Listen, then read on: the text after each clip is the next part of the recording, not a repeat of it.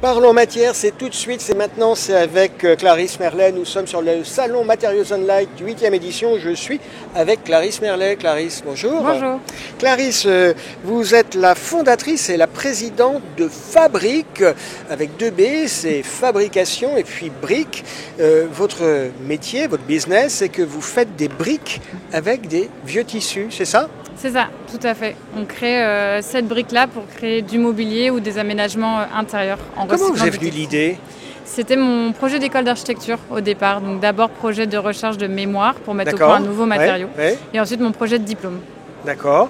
Cette brique, on la voit, elle est relativement lourde, elle est compacte, elle est solide. Vous en êtes où au niveau de Fabrique ?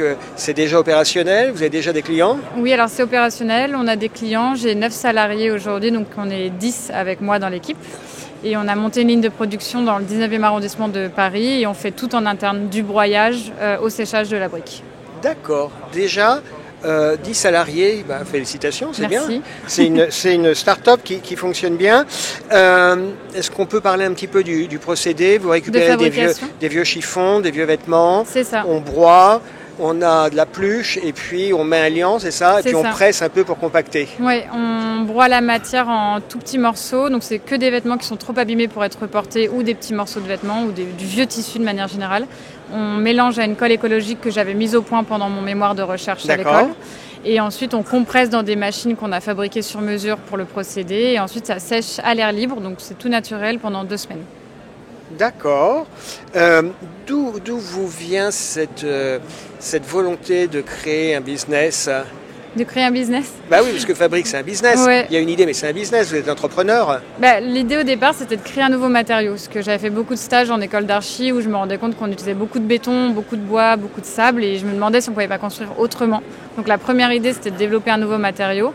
Et ensuite, je me suis rendu compte que les marques de vêtements aujourd'hui ont beaucoup de déchets textiles et ne savent pas comment le recycler. Et c'est là plutôt que j'ai vu l'opportunité business. Ouais, il y a ce phénomène de fast fashion, à savoir des vêtements qui ont une durée de vie de plus en plus courte. C'est ça. Et il y a un moment, il faut bien en faire quelque chose. Voilà. Aujourd'hui, ils sont beaucoup incinérés ou enfouis, les déchets textiles. Donc il faut leur sont pas mieux valorisés que ça, incinérés ou enfouis ? En France, sur le total des vêtements qui sont mis sur le marché, il n'y a que 30% qui repart dans la seconde main. Donc le reste, on ne sait pas ce qu'il en advient par l'incinération. Qui sont vos clients pour Fabrique ?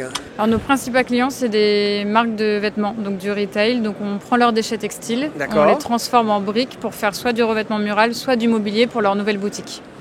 D'accord. Ok, donc c'est et en même temps les fournisseurs et les acheteurs de Fabrique. On leur offre un service. Vous comptez pas à terme élargir un peu vers tout type d'utilisation ? Parce que là, je dirais pas que c'est ghetto, mais c'est les producteurs de textiles parlent aux producteurs de textiles, c'est un peu en circuit fermé. Oui, alors aujourd'hui ça c'est pour commencer puisqu'on s'est positionné sur le marché du design. Parce que c'est facile, on peut le mettre en place rapidement. Ouais. Mais l'idée, c'est que le chiffre d'affaires généré par ces commandes finance la R&D en interne pour, in fine, se positionner sur le marché de la construction et de l'architecture.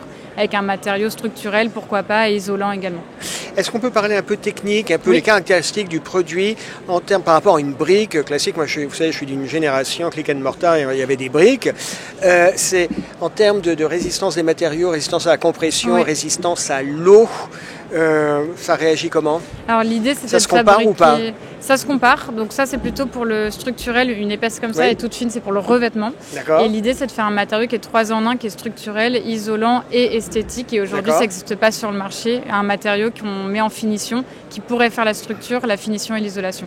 D'accord. Et donc vous avez encore en tête, enfin dans les cartons, des projets de développement. Qui dit projet, c'est un peu la question classique, mais qui dit projet dit financement. Oui. Aujourd'hui, l'entreprise, elle s'autofinance avec ses 9 salariés ? Alors aujourd'hui, on a 3 ans et pendant 2 ans, on s'est autofinancé. Et l'année dernière, j'ai levé des fonds pour nous acheter investir dans le premier outil industriel qui arrive dans 3 semaines, normalement à l'atelier. Donc c'est une grosse presse semi-automatisée pour remplacer les petites presses mécaniques. Donc ça, c'est l'avenir. C'est l'avenir. Les clients que vous allez démarcher demain, c'est qui ? C'est les prescripteurs, les donneurs d'ordre, les architectes ? Vous avez envie de parler à qui ? Surtout architectes et prescripteurs, les matériothèques également et bien sûr des revendeurs de matériaux. Donc l'idée à terme et mon rêve, ça serait que la brique soit accessible à tous en magasin de bricolage par exemple. D'accord. En termes de coût, ça se compare, c'est compétitif par rapport à une brique classique que je peux trouver en grande surface de bricolage? Non, pas du tout, parce qu'aujourd'hui on fait tout à la main, donc chaque brique c'est une pièce unique. C'est une pièce de collection, quoi. Presque, oui. D'accord. C'est aussi pour ça qu'on commence sur le marché du design, parce qu'on s'adresse à des gens qui ont l'habitude des pièces uniques, et donc du coup aujourd'hui on est assez élevé au mètre carré. D'accord. Mais avec les sous que vous levez, vous allez industrialiser tout ça. Voilà, pour en faire plus, pour faire baisser les coûts.